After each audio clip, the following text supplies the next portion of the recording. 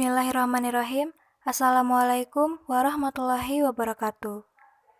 Kami dari kelompok 15 yang beranggotakan Suryanti, NIM 185231265 dan Fatika Nelil Haq 185231267.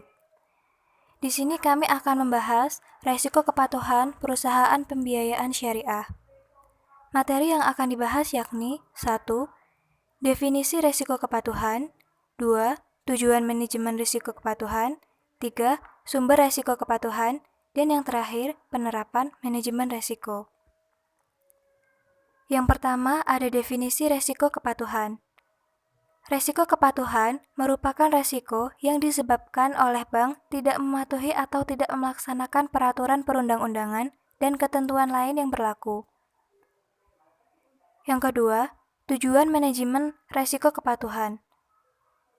Tujuan manajemen resiko kepatuhan yakni untuk memastikan bahwa proses manajemen resiko dapat meminimalkan kemungkinan dampak negatif dari perilaku bank yang menyimpang atau melanggar standar yang berlaku secara umum, ketentuan dan atau peraturan perundang-undangan yang berlaku.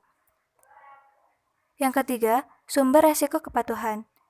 Sumber resiko kepatuhan timbul dari perilaku hukum, yaitu perilaku aktivitas bank yang menyimpang dan atau melanggar ketentuan atau peraturan perundang-undangan dan perilaku organisasi, yaitu perilaku atau aktivitas bank yang menyimpang atau bertentangan dengan standar yang berlaku secara umum.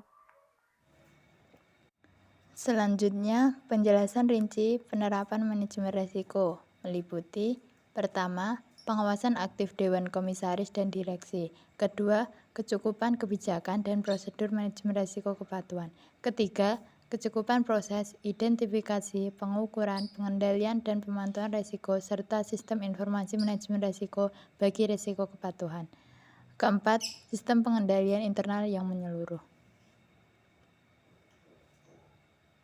Pertama, pengawasan aktif Dewan Komisaris dan Direksi. Dewan Komisaris dan Direksi melakukan pengawasan aktif terhadap penerapan manajemen risiko kepatuhan. Pengawasan aktif tersebut meliputi: Dewan Komisaris memberikan evaluasi terhadap efektivitas penerapan fungsi kepatuhan dan memberikan saran-saran kepada Direktur Utama minimal 2 kali dalam setahun. Kedua, tugas utama direksi wajib menumbuhkan budaya kepatuhan yang dalam pelaksanaannya strategi dan penerapan diserahkan kepada direktur yang membawakan fungsi kepatuhan. Lalu, kecukupan kebijakan dan prosedur manajemen risiko kepatuhan. Penerapan manajemen risiko yang efektif harus didukung kerangka yang mencangkup kebijakan dan prosedur manajemen risiko kepatuhan yang diterapkan secara jelas sejalan dengan visi, misi, dan strategi bank. Lalu, kecukupan proses identifikasi, pengukuran, pengendalian, dan pemantauan risiko, serta sistem informasi manajemen risiko bagi risiko kepatuhan. Dalam memastikan kecukupan proses identifikasi, pengukuran, pengendalian, dan pemantauan risiko, serta sistem informasi manajemen risiko bagi risiko kepatuhan. Pada setiap proses tersebut, perusahaan harus menambahkan penerapan. Yang pertama, identifikasi manajemen risiko kepatuhan.